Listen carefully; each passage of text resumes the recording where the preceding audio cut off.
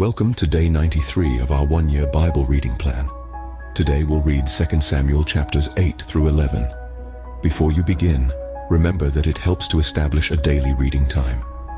Begin with a short prayer, asking the Holy Spirit for wisdom and understanding. Always read for understanding and to hear from God, not just to finish today's reading. Please like, subscribe, and share this video to bless someone else. Now let's begin. 2 Samuel chapter 8 verse 1. In the course of time, David defeated the Philistines and subdued them, and he took Meth-egamah from the control of the Philistines. David also defeated the Moabites. He made them lie down on the ground and measured them off with a length of cord. Every 2 lengths of them were put to death, and the 3rd length was allowed to live. So the Moabites became subject to David and brought him tribute. Moreover, David defeated Hadadezer, son of Rehob, king of Zobah, when he went to restore his monument at the Euphrates River. David captured 1,000 of his chariots, 7,000 charioteers, and 20,000 foot soldiers. He hamstrung all but 100 of the chariot horses. When the Arameans of Damascus came to help Hadadezer, king of Zobah, David struck down 22,000 of them.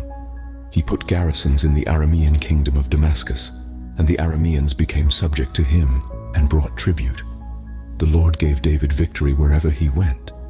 David took the gold shields that belonged to the officers of Hadadezer and brought them to Jerusalem. From Tebah and Berothai, towns that belonged to Hadadezer, King David took a great quantity of bronze.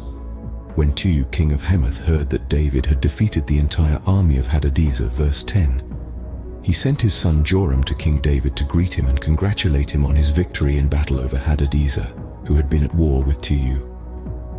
Joram brought with him articles of silver, of gold, and of bronze. King David dedicated these articles to the Lord, as he had done with the silver and gold from all the nations he had subdued, Edom and Moab, the Ammonites and the Philistines, and Amalek. He also dedicated the plunder taken from Hadadezer, son of Rehob, king of Zobah. And David became famous after he returned from striking down 18,000 Edomites in the Valley of Salt. He put garrisons throughout Edom, and all the Edomites became subject to David. The Lord gave David victory wherever he went. David reigned over all Israel, doing what was just and right for all his people. Joab, son of Zeruiah, was over the army. Jehoshaphat, son of Ahilud, was recorder. Zadok, son of Ahitub, and Ahimelech, son of Abiathar, were priests. Sariah was secretary. Benaiah, son of Jehoiada, was over the Kerethites and Pelethites. And David's sons were priests. 2 Samuel chapter 9, verse 1. David asked, "Is there anyone still left of the house of Saul to whom I can show kindness for Jonathan's sake?" Now there was a servant of Saul's household named Ziba. They summoned him to appear before David, and the king said to him, "Are you Ziba?" "At your service," he replied. The king asked, "Is there no one still alive from the house of Saul to whom I can show God's kindness?" Ziba answered the king, "There is still a son of Jonathan. He is lame in both feet." "Where is he?" the king asked. Ziba answered, "He is at the house of Machir, son of Ammiel, in Lo-debar." So King David had him brought from Lo-debar, from the house of Machir, son of Ammiel. When Mephibosheth, son of Jonathan, the son of Saul, came to David, he bowed down to pay him honor. David said, "Mephibosheth." "At your service," he replied. "Don't be afraid," David said to him, "for I will surely show you kindness for the sake of your father Jonathan. I will restore to you all the land that belonged to your grandfather Saul, and you will always eat at my table." Mephibosheth bowed down and said, "What is your servant, that you should notice a dead dog like me?" Then the king summoned Ziba, Saul's steward, and said to him, "I have given your master's grandson everything that belonged to Saul and his family." Verse 10. "You and your sons and your servants are to farm the land for him and bring in the crops, so that your master's grandson may be provided for. And Mephibosheth, grandson of your master, will always eat at my table." Now Ziba had 15 sons and 20 servants. Then Ziba said to the king, "Your servant will do whatever my lord the king commands his servant to do." So Mephibosheth ate at David's table like one of the king's sons.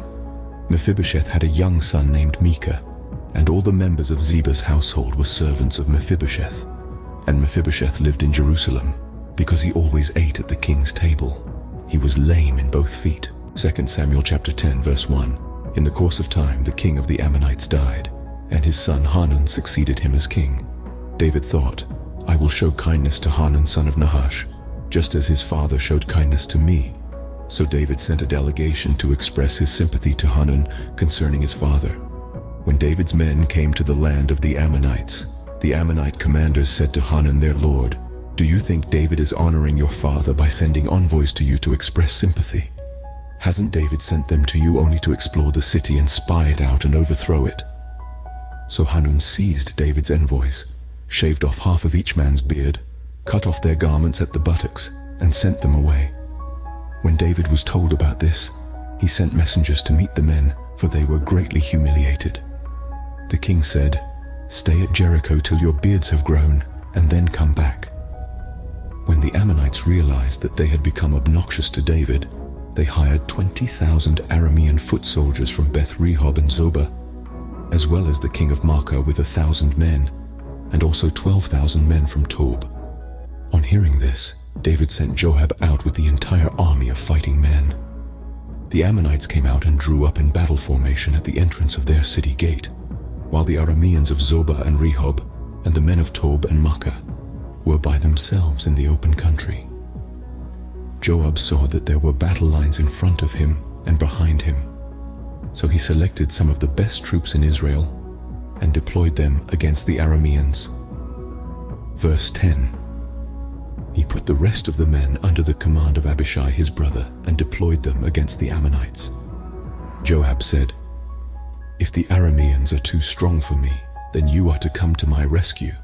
But if the Ammonites are too strong for you, then I will come to rescue you. Be strong and let us fight bravely for our people and the cities of our God. The Lord will do what is good in his sight. Then Joab and the troops with him advanced to fight the Arameans, and they fled before him. When the Ammonites realized that the Arameans were fleeing, they fled before Abishai and went inside the city. So Joab returned from fighting the Ammonites and came to Jerusalem. After the Arameans saw that they had been routed by Israel, they regrouped. Hadadezer had Arameans brought from beyond the Euphrates River. They went to Helam, with Shobak the commander of Hadadezer's army leading them. When David was told of this, he gathered all Israel, crossed the Jordan, and went to Helam. The Arameans formed their battle lines to meet David and fought against him, but they fled before Israel, and David killed 700 of their charioteers and 40,000 of their foot soldiers. He also struck down Shobak the commander of their army, and he died there. When all the kings who were vassals of Hadadezer saw that they had been routed by Israel, they made peace with the Israelites and became subject to them. So the Arameans were afraid to help the Ammonites anymore. 2 Samuel chapter 11, verse 1. In the spring, at the time when kings go off to war, David sent Joab out with the king's men and the whole Israelite army. They destroyed the Ammonites and besieged Rabbah. But David remained in Jerusalem. One evening David got up from his bed and walked around on the roof of the palace. From the roof he saw a woman bathing. The woman was very beautiful, and David sent someone to find out about her. The man said, She is Bathsheba, the daughter of Eliam and the wife of Uriah the Hittite. Then David sent messengers to get her. She came to him, and he slept with her. Now she was purifying herself from her monthly uncleanness. Then she went back home. The woman conceived and sent word to David, saying, I am pregnant. So David sent this word to Joab, Send me Uriah the Hittite. And Joab sent him to David. When Uriah came to him, David asked him how Joab was, how the soldiers were, and how the war was going. Then David said to Uriah, Go down to your house and wash your feet. So Uriah left the palace, and a gift from the king was sent after him. But Uriah slept at the entrance to the palace with all his master's servants and did not go down to his house. Verse 10. David was told, Uriah did not go home. So he asked Uriah, Haven't you just come from a military campaign? Why didn't you go home?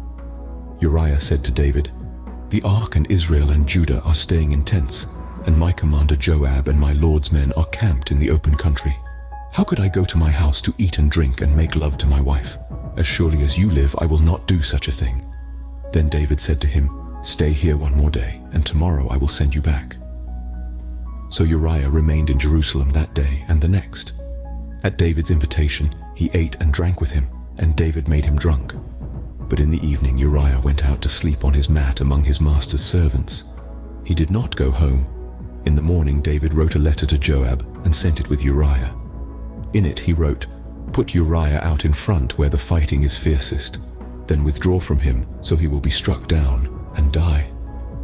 So while Joab had the city under siege, he put Uriah at a place where he knew the strongest defenders were. When the men of the city came out and fought against Joab, some of the men in David's army fell. Moreover, Uriah the Hittite died. Joab sent David a full account of the battle.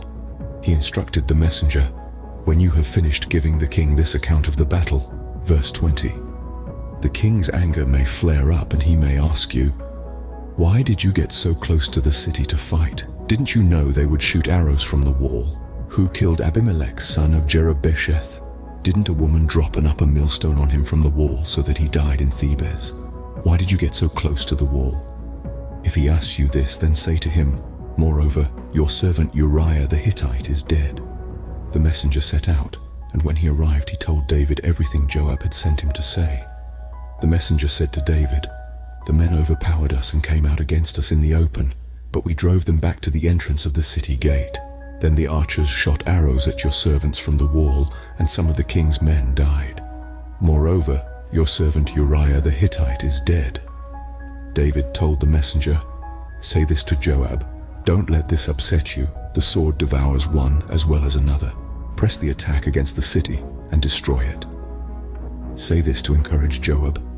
When Uriah's wife heard that her husband was dead, she mourned for him. After the time of mourning was over, David had her brought to his house, and she became his wife and bore him a son. But the thing David had done displeased the Lord." This concludes 2 Samuel chapters 8 through 11 for day 93. We hope you are enjoying these daily videos. Remember to check the description box for links and resources. Thank you for watching. Please like, share, and subscribe. Your support helps spread God's word to reach more people on YouTube. We'll see you in the next video for our day 94 reading.